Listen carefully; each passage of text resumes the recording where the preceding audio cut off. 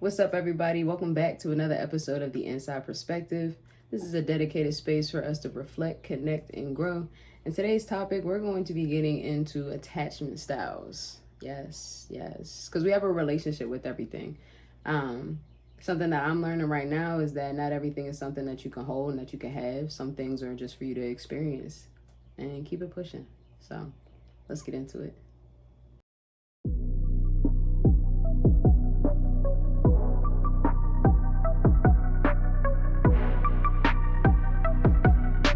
So our attachment styles is really like how we operate in a relationship. It's pretty much the blueprint of how we connect with people, how we respond in relationships, but it's not something that's forever. If you're avoidant now, doesn't mean you're going to be avoidant forever. If you're secure now, doesn't mean that you're going to be secure forever. And so the first thing that I want to do is break down what each of those attachment styles are. There's 4 in total. So let's get into it. I want to talk more about where our attachment styles come from. And so a lot of them are things that we picked up in childhood. How our caregivers responded to us whenever we had vulnerable moments or moments where our emotions were so heavy and so big that we really didn't know how to process it because we were, children. And so it now reflects in how we operate in our relationships, friendships, brain fart. A relationship with our employers, like your boss, your coworkers, like it's everywhere. It's not just in a romantic connection. For me personally, I know I was a steady, anxious attachment person. I needed constant reassurance. I needed somebody to text me back as fast as I texted them. In my eyes, if they didn't respond the way I was responding to our relationship and how I felt about our relationship, then they really didn't want me. But it also made me think I did something wrong, so now I need to do something else in order for us to be together. Like, if you ever find yourself in a connection, whatever it may be, and you're second guessing, overthinking, just doing way too much, you probably have an anxious attachment style. And for me, I also feel like, it's kind of jumping a little bit ahead, but I often found myself in relationship with people who were avoidant attachment or fearful avoidant attachment, because they love how quick I am to respond to things, how quick I am to want to solve a problem. But then whenever I would come with all the emotions that I had, it would be too much for them. And so then it's like they want to back up because they have a hard time being vulnerable in the ways that love demands you to be that way. That's, of course, specific to a romantic relationship, but love is not just in romance. Love is in your friendships, and love can even be at work if you truly love what you do. And so I think it's important for us to understand how these things show up in relationships so that we can continue to be our best selves. These attachment styles, like I said before, it doesn't mean you're going to be that way forever, but it does give you the information that you need to maybe move a little bit different in your relationship. Me, I feel like I'm still walking from that anxious attachment. Like I've closed the door on it, but y'all you think about so people who smoke, right? Whenever you leave after the session, you got like a green smoke cloud just following you everywhere that you go. That's where I feel like I'm at right now. So I know that my anxious attachment style wasn't serving me, and it certainly wasn't serving my partner. And so I left that, but it doesn't mean that all the things that I used to do aren't still in my brain, or those anxious attachment behaviors don't still show up in certain times in my life. So if I'm sleepy, hungry, overwhelmed, sometimes those things will like pop back up for me. But it's important that I'm able to identify it so that I can say, hey, I think I need a break from this connection, or hey, I think I need a moment, or I need to go ground myself. I need to fulfill myself in another way so that I'm not just looking for my partner or whoever it may be to make me feel more secure in that relationship. And for real, this wasn't even the next episode that I wanted to record. I wanted to talk about transgenerational trauma and how that shows up, but I feel like this topic kind of touches on it a bit. But because if you see that your parent or whoever your guardian was, whoever raised you, if they have a certain attachment style and you see the way that shows up, you either could have the same one or you can have the complete opposite one because of how it made you feel in that connection. So I got my notes over here to help me because, you know, we always want to make sure that we're coming from a place of information. And of course, I always have something in the description or even on the screen. So, excuse me, you know where this information is coming from. So the origin is that the origin of attachment styles is developed from the work of John Bowlby and Mary Ainsworth. And they talk about how our early relationships with our caregivers form our attachment blueprints. They're not forever, like I mentioned, but they can be our default whenever we're not really conscious of the type of attachment style that we have. So it comes down to how we seek connection, how we handle conflict, and definitely how we deal with emotional closeness. A person that's secure in their love and what they have and what they're able to provide is that they know that they're worthy of love, and they truly believe that others are trustworthy. So that's where I want to be. All right. It's to the point of, you know, that you can show up exactly who you are and as you are, and a person can either accept it or deny it. And usually in these times of conflict, they don't take things personally, and their goal is to seek resolution. They don't want to do the back and forth. They don't want to do the gaslighting, the bullshit, any of that. It's like, okay, if this is the situation as it is, how can we work together to make sure that both of us are heard and both of us feel some sort of resolve and how we can move forward from this. So they often communicate openly, and they definitely have boundaries. I have a whole episode, I think, that talks about boundaries and their importance. So I'll find that and tag that in the description as well, in case anybody wants to go back and look at that. And so for an example, that's how I was just talking before, if they send a text, even saying I like, hey, you know, there's something on my mind I want to talk about, or just a plain old good morning text, they're not running around crazy like a chicken with their head cut off if they don't get an immediate response. They assume positive intent. That person has something going on, and they'll reach out to me whenever they have a chance to. It doesn't mean that I'm not a priority. It doesn't mean that they don't care about me, and it also doesn't mean that I did something wrong. It just means that life is lifing in a good or positive way. Good or positive. Not an interruption. It means that life is happening in a good or a bad way, and they're just present in the moment, and that's it. So let's move on to the next one, which I was just talking about I was in, and that is anxious attachment. So their belief is that they need constant reassurance to feel safe. So they need to know that at any point in time throughout the day, whether something happened or not, that they are seen, valued, and heard. Now, having those three things in a relationship isn't a bad thing, but whenever you're solely dependent on it, no matter what is going on, positive or negative, it's not the best. It's just really not the best option. If you're often overthinking, you're sending multiple texts in a row, like, hey, I haven't heard from you, or hey, what's going on, or did I do something wrong? Did you die? Like, people, they're the ones that are constantly like, I need you to see me, I need you to see me, I need you to see me. And so where I'm saying I can say we're, because, you know, we're still working from it. But they're super clingy. And whenever conflict arises, they start to panic. It's like, oh my God, something happened. We have to fix this now because you can't leave me. It's almost like I need you to breathe type of situation, which isn't okay. For me personally, I don't think there's anything wrong with needing a partner. But where that need stems from is important. You can't be a person that, like, you almost need someone to breathe. Like, you're anxious and jumping and rattle whenever you haven't heard from them, or whenever they're upset with you and you're just constantly trying to fix.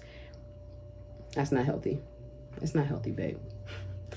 And so if you're a person that reads in the tone so much and worries that, like, you upset someone, or you, like I said, need that quick reply to feel okay, there's a chance that you have an anxious attachment style. But now we have to realize that we're adults. You're old enough, babe. Go get a book and a therapist. It's gonna help you, I promise. Let's get into the avoidant attachment style. And so typically this person is pretty dismissive.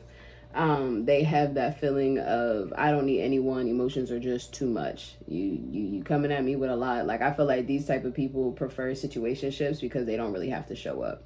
They can get what they need from you.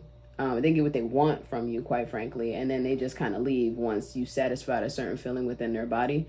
And again, they don't have to show up. So the challenge, I feel like, with them is they want the love, they want the relationship, but they are scared of the vulnerability that love requires.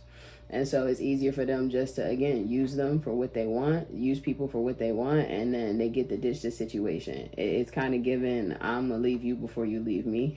They shut down, they need a lot of space, and it feels better for them to just kind of ghost or just detach emotionally whenever they start to feel like they have to be vulnerable, because, again, that's really scary for them.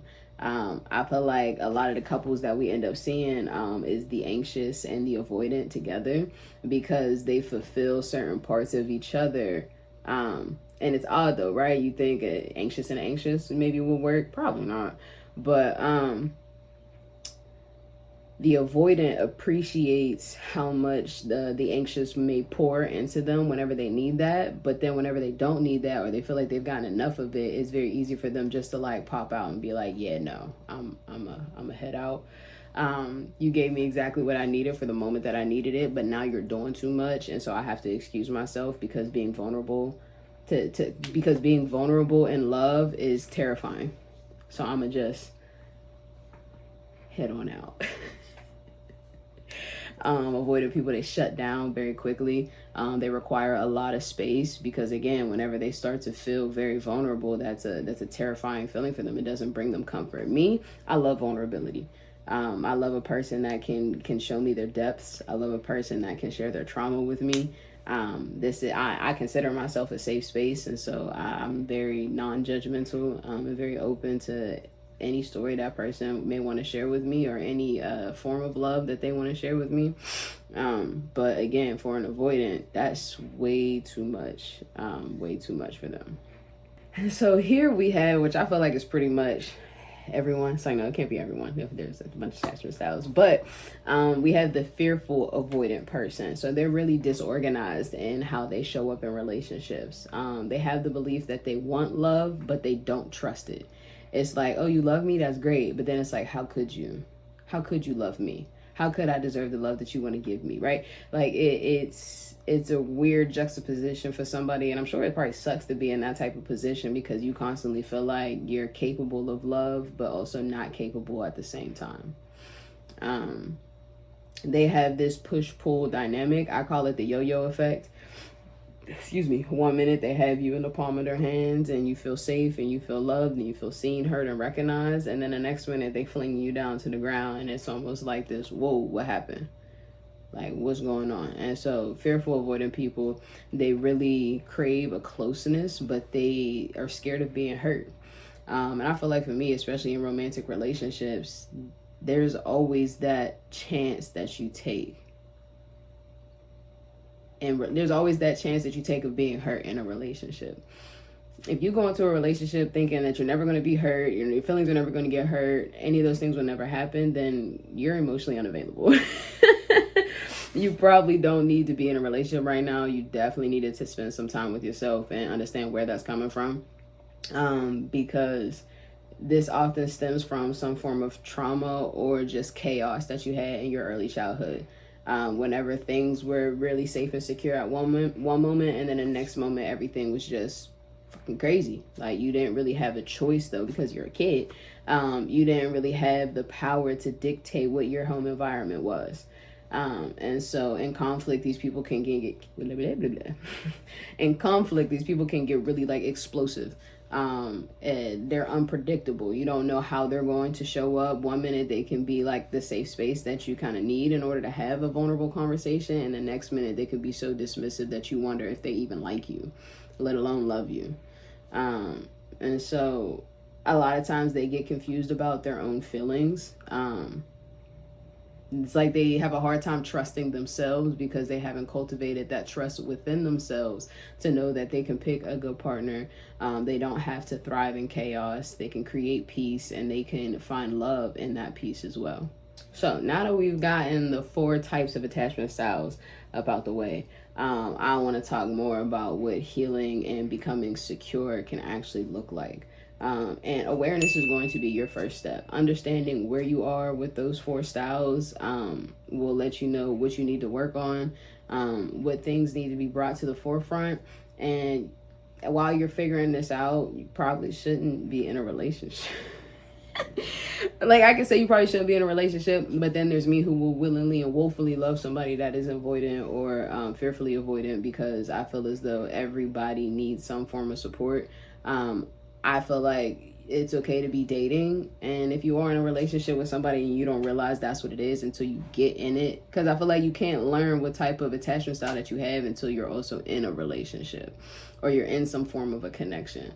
And so again, that awareness is the very first step, and I'm screaming from the rooftops every single time: go to therapy. Go to therapy. It's unfortunate that like not every therapist is actually good at their job. So you may have to find a few different therapists. You may have to go through a few different ways. If you can't afford therapy because you don't have insurance, you can find different resources online. You can literally just search up an attachment style quiz. I may even link one in the description, and figure out where you're at, so that you can know how you want to show up moving forward in relationships. If I was talking about any of the attachment styles previously, and you felt like you aligned with one more than the other, or you aligned with more than one, but definitely take the quiz so you can see where you're at. The next thing that I would preach is you need to reset your nervous system. You need to figure out what form of nervous system regulation works for you. There's breath work, there's journaling, there's somatic exercises. You need to get back in your body so you can figure out how you can show up and figure out how you can show up and learn the love that you deserve. That almost took me out. I have now been in somatic therapy for a year. And my 3 big goals was for me, one, to recalibrate my nervous system, because anything and everything could set me off. The next one was actually feeling my emotions, because I just allowed myself to be numb to everything. Like, I just had been hurt by so many different people and I almost said places, but just people, organizations, whatever it may be, that I just had a low level of trust for everyone. I feel like I was definitely in that fearful avoidant. I wanted love. I wanted to be accepted. I wanted to be open with people, but I just couldn't trust it, because I'm just like, I don't know what you're going to do with it. I made a lot of choices and decisions growing up and throughout my childhood that definitely added to that.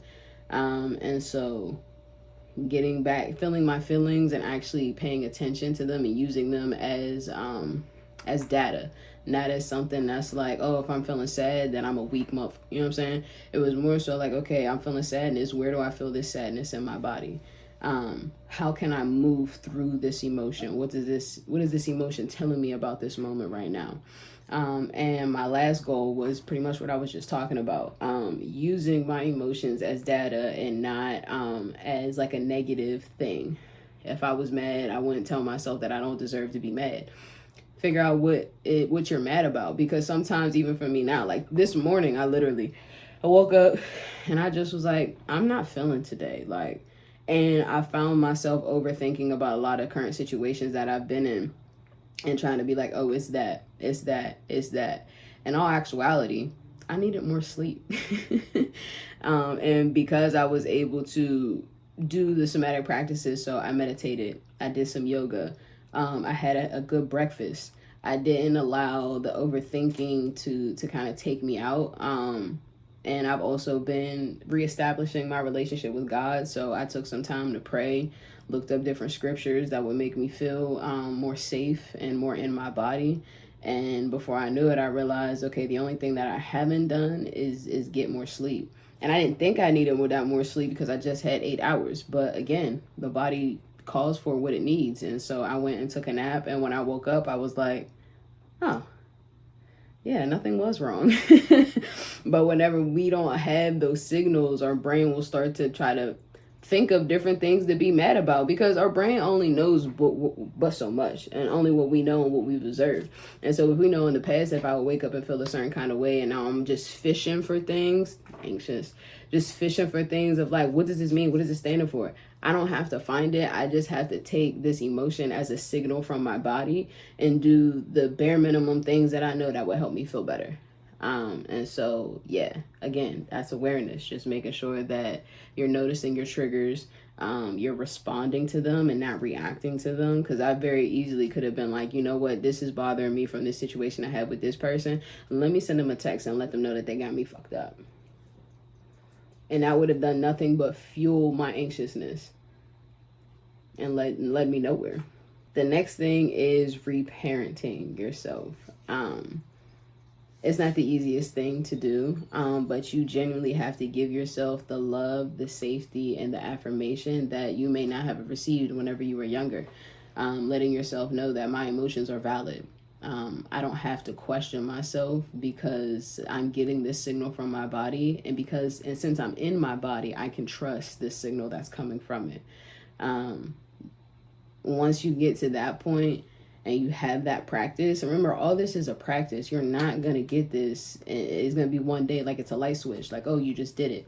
You have to make it a practice, because and then eventually you'll get to the point to where you're building safe and consistent relationships. You won't need to be in a space to where it's just bringing you straight confusion. If you have to guess your position in someone's life, that's your answer. A person that wants you there won't even allow you to guess if they want you in their life or not. If someone starts to make you feel like an option, take away their choice. You don't deserve to be in a space to where you have to guess if you're important to someone. Because 9 times out of 10, they can't even have respect for their own feelings and emotions, so they're avoiding it, they're dismissing it. So what do you think they're going to do to your feelings? And so, as y'all know, I love to have me some questions. So these are some reflection questions. The first one I already kind of got into, but which one of these styles resonate the most for you?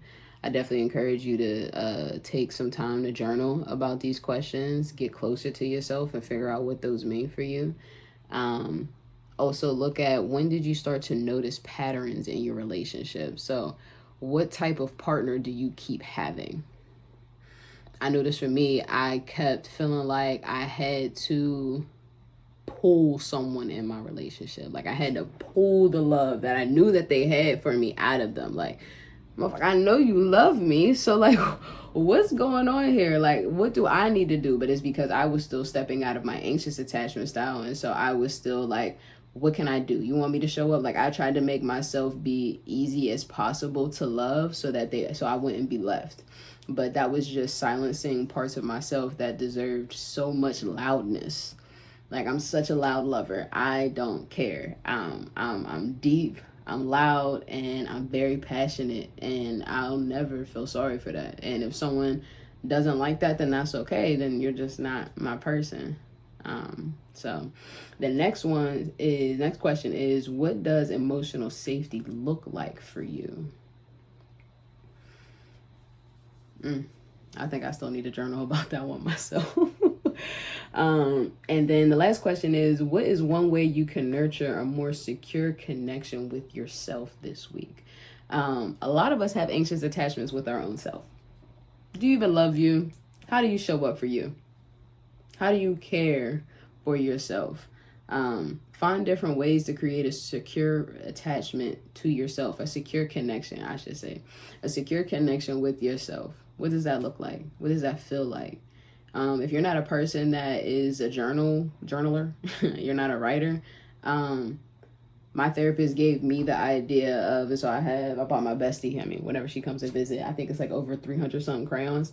But sometimes if I don't have the words, I just go and look and find whatever 3 colors stand out to me the most and connect to what I'm feeling at the moment and just use them. Whether I write words or I'm just scribbling on the paper, or if I just crack them up in half, like I just do whatever my body is calling for. And that has helped me create a more secure connection with myself, because I know that I'm really just going off of what my body is feeling at that moment, and I do it non-judgmentally. I allow myself to do and feel within reason. Like, safety is important. Like, I'm not doing anything that will cause self-harm to myself or to others, but I am allowing myself to just be open and vulnerable with myself in that moment. And then I can go back and look like, okay, I used a lot of red and orange, or I used a lot of blue and purple. What does that mean to me? A lot of it is just self-exploration, because it's giving you the opportunity to learn more about where you are and just understand more about yourself. You gotta know you better than anybody else does. Like for real. So if you felt seen by this episode, which I'm sure many of us did, I'm sure whenever I start editing this thing, I'm gonna be like, wow, I'm actually still right here. But first and foremost, you're not alone. We all have different patterns that we're trying to work through and learn and understand, but we all have the power to heal. You don't have to be a specific person for the rest of your life. You genuinely don't. Please also understand that healing is messy and it is not linear. You'll have one day to where you feel like you really understanding what your body is trying to tell you. You're taking those data feelings and you're moving and rocking with it. And then there could be another day to where you're just like, I don't get it and I'm pissed. Whenever I have those times, I'm probably in the gym for at least 2 hours. At least 2 hours. Because I need to move the emotion through me. I can't let it sit and fester because it just gets worse, quite frankly. It just gets worse. If anything, share this episode with someone that you feel like could really benefit from what was being told. Find different ways to reflect, connect, and grow with yourself, because that is always very important. You only get one body, you only get one self. So make sure you treat it with kindness and respect. And the biggest level of respect that you can give to yourself, in my opinion, is your discipline to love yourself. And if you are going through any journaling things and you find something and you want to share it with me, I'm here. My DMs is open. Feel free to contact me. Friends, y'all know if y'all got my number, I'm always here. Now, if I answer the first time you call is debatable. But know that I'm going to get back to you. So yeah, if you love this episode, give it a like, subscribe to The Inside Perspective. We're always going to be here with more episodes about love and science and relationships and connection and growth. Again, because I feel like it's so very important to have a relationship with yourself so that you can show up and be your very best self. Because that's what you deserve. That's what the world deserves. And if anything, something that I'm learning in my relationship with God is that he wants our excellence and he also wants us to be safe and healthy. So follow The Inside Perspective on Instagram. I feel like that is just it. It's at The Inside Perspective. And until next time, friends, take care of yourself.